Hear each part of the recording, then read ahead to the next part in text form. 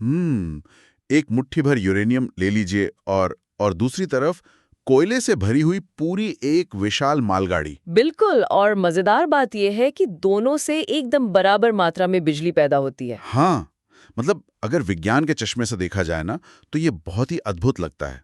अक्सर जब दीवार का वो साधारण सा स्विच ऑन होता है, तो कमरे में तुरंत रोशनी आ जाती है। ये बहुत बाइनरी लगता है।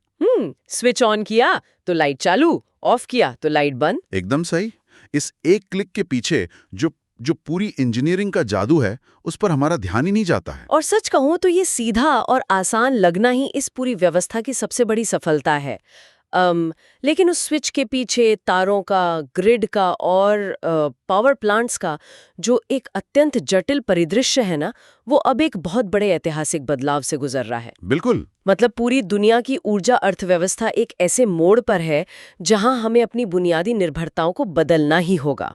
और आज की इस गहन चर्चा का, या कह लें हमारे इस विश्लेषण का मिशन भी ठीक यही है। हमारे पास शोध पत्रों, आर्टिकल्स और विस्तृत दस्तावेजों का एक पूरा स्टैक है। हाँ, बहुत सारा डेटा है आज चर्चा के लिए। बिल्कुल। तो इस चर्चा का मुख्य उद्देश्य यही है कि सूचनाओं के इस भारी बोझ से, यानी इन्फो ओवरलोड से बचते हुए ये डिकोड किया जाए कि भविष्य में दुनिया की और विशेषकर भारत की ऊर्जा जरूरतें कैसे पूरी होने वाली हैं। देखिए, इस बड़े परिदृश्य को समझने के लिए ना, भारत के पेरिस समझौते के लक्ष्यों को देखना बहुत जरूरी है। भारत ने 2030 तक 500 गीगावाट नॉन फॉसिल यानी गैर जीवाश्म ऊर्जा क्षमता हासिल करने का लक्ष्य रखा है। 500 गीगावाट, ये कोई छोटी बात नहीं है। बिल्कुल नहीं। और साथ ही कुल बिजली का 50% गैर जीवाश्म स्रोतों से पैदा करने का संकल्प भी है। ये सिर्फ एक नीतिगत बदलाव नहीं है, मैं इसे एक पूरी तरह से नए बुनियादी ढांचे का निर्माण मानती हूँ। और इसे समझने के लिए हमें ऊर्जा के पारंपरिक और नवीकरणीय दोनों रूपों की गहराई में जाना होगा। और सबसे अच्छी बात यह है कि इस विश्लेषण को समझने के लिए किसी को भी इंजीनियरिंग डिग्री की जरूरत नहीं है। इन स्रोतों में जो तथ्य छुपे हैं ना, वो रोजमर्रा की दुनिया को देखने का नजरिया बदल सकते हैं। तो चलिए इस कहानी की शुरुआत सीधे हमारे सौरमंडल के सबसे बड़े पावर हाउस से करते हैं, यानी सूर्य। सूर्य से बेहतर शुरुआत तो कुछ हो ही नहीं सकती। सूर्य के कोर में जो चल रहा है ना, वो भौतिकी का एकदम चरम रूप है। परमाणु संलयन है ना, न्यूक्लियर फ्यूजन। एकदम सही। ये एल्बर्ट आइंस्टाइन के प्रसिद्ध समीकरण जो E=mc² है, उसका सबसे बेहतरीन प्राकृतिक उदाहरण है। वहाँ अत्यधिक दबाव और तापमान में हाइड्रोजन के परमाणु आपस में टकराकर हीलियम बनाते हैं, और उसी प्रक्रिया में थोड़ा सा द्रव्यमान नष्ट हो जाता है। हाँ, और वही थोड़ा सा नष्ट हुआ द्रव्यमान असीम ऊर्जा में बदल जाता है। मतलब वही ऊर्जा फोटोन के रूप में धरती तक पहुंचती है। और भारत के भौगोलिक स्थान को देखते हुए ये हमारे लिए एक लॉटरी या जैकपॉट जैसा है। दस्तावेज बताते हैं कि भारत को औसतन 4 से 7 किलोवाट आवर प्रति वर्ग मीटर प्रतिदिन सौर ऊर्जा मिलती है, जो कि बहुत बड़ी मात्रा है। बिल्कुल। लेकिन जो फोटोवोल्टाइक या पीवी पैनल होते हैं, उनकी एक साफ सीमा है। वो सीधे धूप से डीसी बिजली बनाते हैं, जो बहुत बढ़िया है, पर सूरज तो शाम को ढल जाता है ना। और यहीं पर ग्रिड के सामने सबसे बड़ी चुनौती खड़ी हो जाती है। देखिए, बिजली की मांग अक्सर शाम को ही चरम पर होती है। हाँ, जब सब लोग ऑफिस से घर आते हैं और लाइटें ऑन करते हैं। बिल्कुल। और ठीक उसी समय सौर पैनल्स का उत्पादन तेजी से शून्य की ओर गिर रहा होता है। तो इसी समस्या के लिए स्रोत सामग्री में कॉन्सेंट्रेटेड सोलर पावर या CSP का जो जिक्र किया गया है, वो मुझे एक बहुत ही शानदार समाधान लगा। क्या हम CSP को एक विशाल थर्मल बैंक की तरह देख सकते हैं? मतलब पैनल्स की तरह सीधे बिजली बनाने के बजाय हजारों शीशों के जरिए धूप को एक बड़े से टावर पर केंद्रित किया जाता है। हाँ, जहाँ बहुत ज्यादा गर्मी पैदा होती है। और उस भयंकर गर्मी को पिघले हुए नमक में, यानी मोल्टन सॉल्ट में जमा कर लिया जाता है। पिघला हुआ नमक घंटों तक उस गर्मी को पकड़कर रखता है। फिर सूर्यास्त के बाद जब बिजली की असली मांग होती है, तो उसी जमा की गई गर्मी से पानी उबालकर भाप बनाई जाती है और टरबाइन चलाए जाते हैं। बिल्कुल। ये तो शाब्दिक रूप से दिन की धूप को रात के लिए बैंक में जमा करने जैसा हुआ, है ना? हाँ, थर्मल बैंक एक बहुत ही सटीक एनालॉजी है। मतलब फोटोवोल्टिक पैनल्स सस्ते और लगाने में आसान जरूर है, लेकिन CSP वो चीज देता है जिसकी ग्रिड को सबसे ज्यादा जरूरत है, यानी स्थिरता। वैसे PV पैनल्स की दुनिया में भी कोई ठहराव नहीं है, वहाँ पेरोव्स्काइट नाम की एक तकनीक बहुत तेजी से उभर रही है।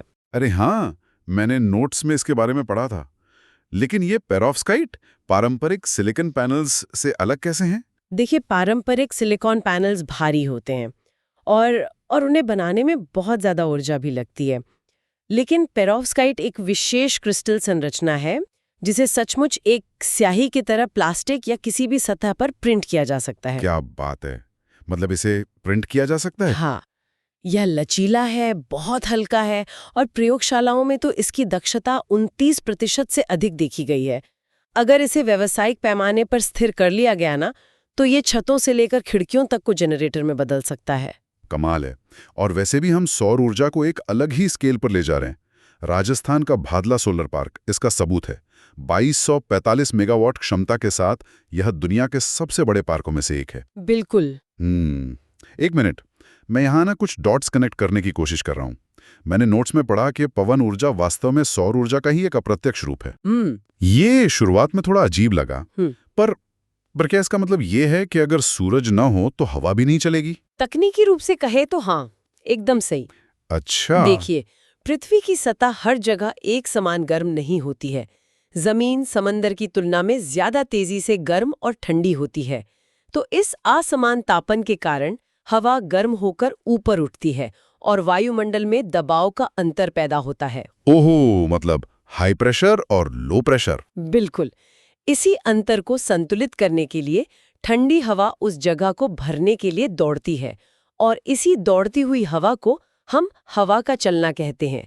पवन टरबाइन बस उस बहती हुई हवा की गतिज ऊर्जा या काइनेटिक एनर्जी के रास्ते में खड़े होकर उसे यांत्रिक ऊर्जा में बदल देते हैं। लेकिन टरबाइन हवा की पूरी ताकत का इस्तेमाल तो नहीं कर सकते हैं ना? यहाँ मुझे याद आ रहा है, बेट्स सीमा या बेट्स लिमिट का नियम आता है। हाँ, भौतिकी का ये नियम बहुत ही दिलचस्प है। 1919 में एल्बर्ट बेट्स ने गणना की थी कि कोई भी टरबाइन हवा की गतिज ऊर्जा का अधिकतम 59.3% ही सोख सकता है।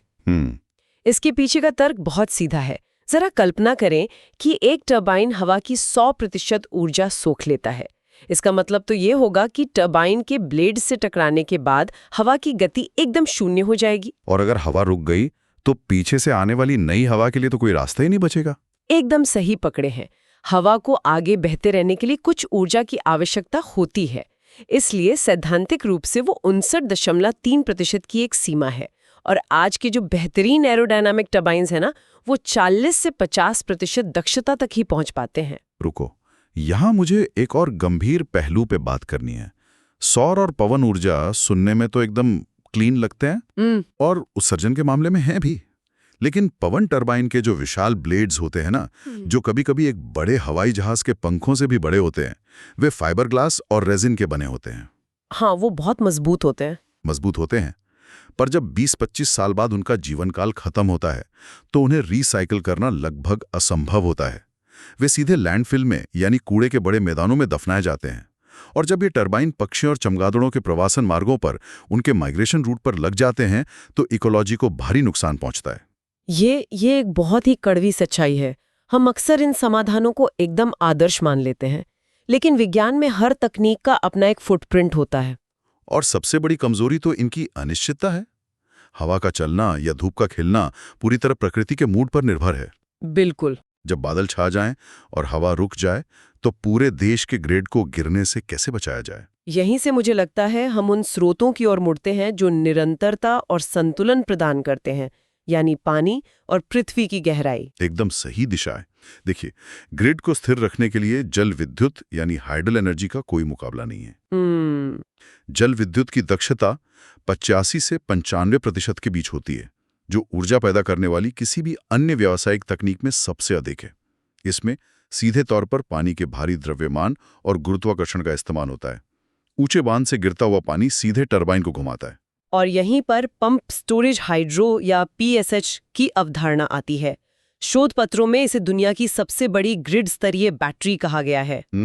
और मजेदार बात यह है कि ये लिथियम आयन बैटरी की तरह नहीं है, बल्कि ये एक गुरुत्वाकर्षण बैटरी है। मतलब जब दोपहर में सोलर पैनल्स जरूरत से ज्यादा बिजली बना रहे होते हैं, इतनी बिजली जिसकी ग्रिड को जरूरत ही नहीं है, तो उस अतिरिक्त बिजली से पानी को वापस नीचे की झील से ऊपर के जलाशय में पंप कर दिया जाता है। हाँ, पानी को वापस ऊपर भेज देते हैं। और फिर रात को जब मांग बढ़ती है, उसी पानी को नीचे गिराकर वापस बिजली बना ली जाती है। इसकी राउंड ट्रिप दक्षता 70 से 85% तक होती है। ये तो पानी के साथ एक लूप खेलने जैसा है।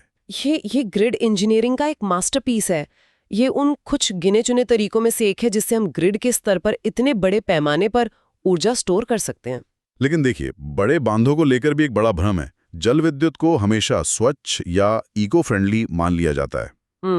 भारत में नर्मदा बचाओ आंदोलन जैसे विस्थापन के मुद्दे एक बहुत बड़ी सामाजिक वास्तविकता हैं।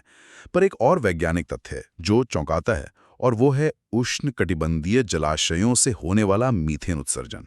हाँ, ये एक बहुत महत्वपूर्ण बिंदु है। जब एक बड़ा जंगली इलाका बांध के पानी में डूबता है, तो वहां के पेड़ पौधे ऑक्सीजन के बिना पानी के नीचे सड़ने लगते हैं, और इस प्रक्रिया में वे मीथेन गैस छोड़ते हैं, जो कि कार्बन डाइऑक्साइड से कई गुना अधिक शक्तिशाली ग्रीन हाउस गैस है। यही तो ग्रीन और इको फ्रेंडली के बीच का तकनीकी अंतर है। मतलब ग्रीन का सीधा सा अर्थ है कि चिमनी से धुआं नहीं निकल रहा है, लेकिन इको फ्रेंडली होने का मतलब है स्थानीय पारिस्थितिकी तंत्र को, उस लोकल इकोसिस्टम को नुकसान न पहुंचाना। बड़े बांध तलछट या सेडिमेंट के प्राकृतिक प्रवाह को रोकते हैं और नदियों के पूरे इकोसिस्टम को बदल देते हैं। तो इसका समाधान क्या है? पृथ्वी के अंदर की गर्मी, भूतापीय ऊर्जा या जियोथर्मल एनर्जी। ये किसी साइंस फिक्शन फिल्म जैसा लगता है कि हम जमीन के नीचे धधकती गर्मी से शहर रोशन कर रहे हैं। इसके पीछे का विज्ञान और भी ज्यादा दिलचस्प है। कोई सोच सकता है कि पृथ्वी के अंदर इतनी गर्मी आ कहां से रही है? शायद लावा? हाँ, इसका एक हिस्सा तो 4.5 अरब साल पहले पृथ्वी के निर्माण के समय की आदिम ऊष्मा है। अच्छा। लेकिन एक बहुत बड़ा हिस्सा लगातार हो रहे रेडियोधर्मी क्षय या रेडियो एक्टिव डिके से आता है। पृथ्वी की क्रस्ट और मैंटल में यूरेनियम और थोरियम जैसे तत्व लगातार टूट रहे हैं और भारी गर्मी पैदा कर रहे हैं। लद्दाख की पूगा घाटी में भूतापीय तापमान 84 डिग्री सेल्सियस तक पहुंच जाता है। ये बेसलोड ऊर्जा का एक बहुत बेहतरीन स्रोत है। मतलब मौसम चाहे जो हो, ये 24 घंटे बिजली दे सकता है। पर स्रोतों में एक मजेदार लेकिन गंभीर चुनौती का जिक्र भी है। भूतापीय ऊर्जा के साथ अक्सर हाइड्रोजन सल्फाइड गैस बाहर आती है। H2S। हाँ, मतलब प्लांट से असीमित बिजली तो मिल रही है, लेकिन पूरे इलाके में सड़े हुए अंडे जैसी भयंकर गंध फैली हुई है। और इसके अलावा जमीन के नीचे की जो भाप होती है ना, उसमें कई ऐसे विषाक्त खनिज होते हैं जो टरबाइन के पाइपों को बहुत तेजी से गला देते हैं। देखिए, हर प्राकृतिक संसाधन को दोहने की अपनी एक इंजीनियरिंग कीमत होती है। कुछ भी पूरी तरह से मुफ्त नहीं है। बिल्कुल। तो जमीन के नीचे की गर्मी और सतह के पानी से ऊर्जा लेने के बाद अगर हम सतह पर उगने वाले जीवन की बात करें, तो ये हमें बायोमास और रासायनिक ऊर्जा की ओर ले जाता है। बायोमास मानव इतिहास का सबसे पुराना ऊर्जा स्रोत है। हाँ, लकड़ी जलाना बायोमास ही तो है। लेकिन आधुनिक विज्ञान में इसका आधार बंद कार्बन लूप या क्लोज्ड कार्बन लूप है। इसे ऐसे देखा जाना चाहिए। एक पौधा प्रकाश संश्लेषण के जरिए अपने विकास के लिए हवा से CO2 सोखता है। जब हम उस कृषि अपशिष्ट को जलाते हैं तो वो उतनी ही CO2 वापस वातावरण में छोड़ता है। मतलब अगर वनों की कटाई नहीं हो रही है तो सैद्धांतिक रूप से वातावरण में कोई नया या अतिरिक्त कार्बन नहीं जोड़ता। भारत में जो चीनी मिलें हैं, वहाँ गन्ने की खोई, जिसे बगास कहते हैं, उसे जलाकर अपनी खुद की बिजली बनाना इसका एक बेहतरीन व्यावसायिक मॉडल है। लेकिन जब इसी बायोमास का इस्तेमाल वाहनों के लिए जैविक ईंधन या बायोफ्यूल्स बनाने में होता है ना, तो एक बहुत ही गहरी नैतिक बहस छिड़ जाती है। हाँ, वो फूड वर्सेस फ्यूल की बहस। एकदम सही। पहली पीढ़ी के जैव ईंधन बनाने के लिए मक्का या गन्ने जैसी खाद्य फसलों को किण्वित करके इथेनॉल बनाया जाता है। अब जरा तस्वीर देखिए। एक तरफ दुनिया के कई हिस्सों में खाद्य सुरक्षा का संकट है, लोग भूखे हैं, और दूसरी तरफ उपजाऊ जमीन पर सिर्फ इसलिए मक्का उगाया जा रहा है ताकि उसे जलाकर कारें चलाई जा सकें। ये भोजन बनाम ईंधन की एक ऐसी बहस है जिसे हम नजरअंदाज नहीं कर सकते। ये बहस बहुत वास्तविक है, और सच कहूं तो इसी ने जैव ईंधन के विज्ञान को विकसित होने पर मजबूर किया। इसीलिए वैज्ञानिक दूसरी और तीसरी पीढ़ी के जैव ईंधन की तरफ मुड़े हैं। दूसरी पीढ़ी के ईंधन में खाद्य फसलों का उपयोग नहीं होता। वे लिग्नोसेल्यूलोसिक सामग्री का उपयोग करते हैं, जैसे डंठल, भूसी या लकड़ियों का कचरा। जो वैसे भी खेतों में सड़ने के लिए छोड़ दिया जाता। और तीसरी पीढ़ी के ईंधन का कॉन्सेप्ट तो मुझे और भी क्रांतिकारी लगा, शैवाल या एल्गी। बिल्कुल। शैवाल को उगाने के लिए किसी खेती की उपजाऊ जमीन नहीं चाहिए। ये गंदे पानी में भी उग सकता है, बहुत तेजी से बढ़ता है और प्रति एकड़ किसी भी अन्य फसल से कहीं अधिक ईंधन दे सकता है। ये खाद्य श्रृंखला को बिल्कुल परेशान नहीं करता। शैवाल निश्चित रूप से भविष्य है, और जब हम भविष्य के ईंधनों की बात कर ही रहे हैं तो रासायनिक ऊर्जा के सबसे चर्चित स्वरूप हाइड्रोजन को कैसे भूल सकते हैं। हाइड्रोजन का सबसे जादुई पहलू मुझे ये लगता है कि जब ये जलता है या जब इसका उपयोग होता है तो ये ऑक्सीजन के साथ मिलकर केवल जल वाष्प या वाटर वेपर छोड़ता है। कोई धुआं नहीं, कोई ग्रीन हाउस गैस नहीं, सिर्फ और सिर्फ शुद्ध पानी। ये सुनने में एकदम आदर्श लगता है, लेकिन एक कैच है। हाइड्रोजन धरती पर मुक्त रूप में नहीं मिलता, इसे निकालना पड़ता है। हाँ, वो रंगों वाला कॉन्सेप्ट, ग्रीन, ब्लू, ग्रे। बिल्कुल। अगर हम पानी को इलेक्ट्रोलिसिस के जरिए तोड़कर हाइड्रोजन निकाल रहे हैं और वो इलेक्ट्रोलिसिस सौर या पवन ऊर्जा से चल रहा है तो वो ग्रीन हाइड्रोजन है। ये पूरी तरह से स्वच्छ है। लेकिन आज भी दुनिया का ज्यादातर हाइड्रोजन प्राकृतिक गैस से निकाला जाता है, जिसे ग्रे या ब्लू हाइड्रोजन कहते हैं, और उसमें कार्बन उत्सर्जन होता है। और इसी हाइड्रोजन का इस्तेमाल फिर फ्यूल सेल में होता है। ये एक सामान्य जनरेटर से एकदम अलग चीज है। इसमें कोई घूमने वाला हिस्सा नहीं है, कोई मूविंग पार्ट्स नहीं, कोई टर्बाइन नहीं, कोई आवाज नहीं। ये सीधे एक इलेक्ट्रोकेमिकल प्रक्रिया के जरिए हाइड्रोजन और ऑक्सीजन को मिलाकर बिजली बनाता है। और फ्यूल सेल की इसी खूबी के कारण इसे अंतरिक्ष मिशनों और पनडुब्बियों में इस्तेमाल किया जाता रहा है। ये ऊर्जा को इस्तेमाल करने का बहुत ही शांत और कुशल तरीका है। तो अब तक की चर्चा में हमने सूरज की रोशनी, पानी के बहाव, पृथ्वी की गर्मी और रासायनिक बंधों को, यानी केमिकल बॉन्ड्स को तोड़ने से मिलने वाली ऊर्जा को समझा। रासायनिक बंधों को तोड़ने से बहुत अच्छी ऊर्जा मिलती है, लेकिन क्या हो अगर हम पूरे अणु के नाभिक को, उसके न्यूक्लियस को ही तोड़ दें? ये हमें एक ऐसे स्रोत पर लाता है जो ऊर्जा की मात्रा को लाखों गुना बढ़ा देता है, परमाणु ऊर्जा या न्यूक्लियर एनर्जी। ये पूरी ऊर्जा पहेली का सबसे घनत्व वाला, सबसे डेंस हिस्सा है।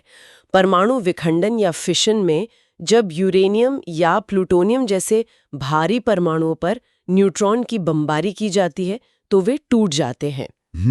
और जो ऊर्जा निकलती है वो कोयले के दहन के तुलना में प्रति इकाई द्रव्यमान लगभग 50 मिलियन यानी 5 करोड़ गुना अधिक होती है। 5 करोड़ गुना। और भारत के संदर्भ में ये एक बहुत बड़ा आहा मोमेंट है। हमारे पास यूरेनियम बहुत कम है, लेकिन थोरियम 232 के विशाल भंडार हैं, लगभग 3,58,000 टन, जो कि दुनिया के कुल भंडार का 25% है। बिल्कुल। और यहीं पर डॉक्टर होमी जे भाभा का मास्टर स्ट्रोक सामने आता है, भारत का अपना त्रिस्तरीय परमाणु कार्यक्रम। डॉक्टर भाभा की दूरदर्शिता सच में अद्भुत थी। देखिए, थोरियम की समस्या ये है कि ये फर्टाइल है लेकिन फिसाइल नहीं है। मतलब आप इसे सीधे रिएक्टर में डालकर चेन रिएक्शन शुरू नहीं कर सकते। इसलिए भारत का कार्यक्रम 3 चरणों में काम करता है। पहले चरण में प्रेशराइज्ड हेवी वाटर रिएक्टर प्राकृतिक यूरेनियम से चलते हैं और बिजली के साथ साथ बाय प्रोडक्ट के रूप में प्लूटोनियम 239 बनाते हैं।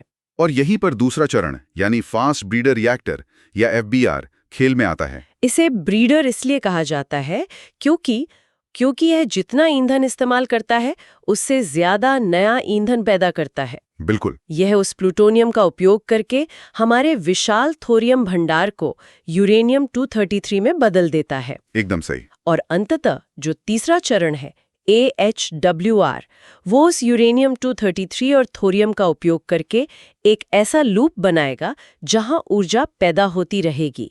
अगर हम तीसरे चरण को पूरी तरह से व्यावसायिक बना लेते हैं तो भारत के पास ऊर्जा का एक ऐसा स्रोत होगा जो सदियों तक खत्म नहीं होगा। ये सच में इंजीनियरिंग का शिखर लगता है। और दिलचस्प बात यह है कि परमाणु ऊर्जा सिर्फ विशाल पावर प्लांट्स तक सीमित नहीं है। अंतरिक्ष में जो वॉयेजर जैसे मानव रहित यान गए हैं, वे सूरज से अरबों किलोमीटर दूर दशकों से कैसे काम कर रहे हैं? RTG की मदद से। हाँ, उनमें RTG लगे हैं। प्लूटोनियम के क्षय से जो प्राकृतिक गर्मी निकलती है उसे सीधे बिजली में बदला जाता है। कोई टरबाइन नहीं, बस खामोश क्षय और असीमित शक्ति। इसके अलावा कृषि में बीजों को उन्नत बनाने के लिए विकिरण का इस्तेमाल और यहाँ तक कि जमीन के नीचे तेल पाइपलाइनों में रिसाव का पता लगाने के लिए भी आइसोटोप्स का इस्तेमाल होता है। लेकिन हम इस अपार शक्ति के साथ जुड़े जोखिमों को भी नजरअंदाज नहीं कर सकते। हाँ बिल्कुल। चेर्नोबिल और फुकुशिमा की दुर्घटनाएं याद दिलाती हैं कि इस तकनीक में मार्जिन ऑफ एरर एकदम शून्य है। चेर्नोबिल में रिएक्टर के डिजाइन में गंभीर खामियां थीं और ऑपरेटर की भारी गलतियां शामिल थीं। फुकुशिमा में एक अभूतपूर्व सुनामी ने प्लांट को ब्लैकआउट कर दिया, जिससे कूलिंग सिस्टम बंद हो गया। इन घटनाओं ने पूरी दुनिया के परमाणु उद्योग को पैसिव सेफ्टी फीचर्स विकसित करने पर मजबूर कर दिया है। ऐसे सिस्टम जो बिना किसी बिजली या मानवीय दखल के सिर्फ गुरुत्वाकर्षण या प्राकृतिक संवहन के सहारे रिएक्टर को सुरक्षित रूप से बंद कर सके। तो आसमान की सूरज से लेकर जमीन की गहराइयों तक और शैवाल के छोटे से टैंक से लेकर परमाणु के नाभिक तक हमने इस पूरे परिदृश्य को खंगाल लिया है। अगर इन सारे दस्तावेजों और शोधों को एक साथ रखकर देखा जाए तो आपका सबसे बड़ा निष्कर्ष क्या निकलता है? सबसे स्पष्ट निष्कर्ष ये है कि भविष्य के लिए कोई एक जादुई उपाय या कह लें सिल्वर बुलेट नहीं है। ऐसा कोई एक स्रोत नहीं है जो हर जगह काम करे और जिसका कोई पर्यावरणीय प्रभाव न हो। भविष्य का ग्रिड एक मिली-जुली सिम्फनी होगा। इसमें निरंतर बेसलोड के लिए परमाणु और भूतापीय ऊर्जा होगी, दिन की धूप को पकड़ने के लिए सौर पैनल्स होंगे, रात के लिए पवन टरबाइन होंगे और इन सब की अनिश्चितता को थामने के लिए वो जो हमने बात की थी विशाल गुरुत्वाकर्षण बैटरियां और ग्रीन हाइड्रोजन का नेटवर्क होगा। और ये सब सिर्फ किताबी ज्ञान नहीं है। जब भी किसी की गाड़ी में इथेनॉल मिश्रित पेट्रोल भरवाया जाता है या ग्रिड से जुड़ी बिजली से लैपटॉप चार्ज होता है, तो हर कोई इस बड़े वैश्विक ऊर्जा संक्रमण का एक सक्रिय हिस्सा बन रहा होता है। बिल्कुल, हम उस युग को अब पीछे छोड़ रहे हैं जहां हम सिर्फ जमीन खोदकर चीजें निकालते थे और उन्हें जलाते थे। अब हम एक ऐसे युग में प्रवेश कर रहे हैं जहां हम ऊर्जा को परमाणु और मॉलिक्यूल के स्तर पर डिजाइन कर रहे हैं। ये बहुत ही खूबसूरत विचार है और इसी बड़े बदलाव को देखते हुए अंत में एक जरा सोचने वाली बात है। हाँ, तो जरा इस संभावना पर विचार करें।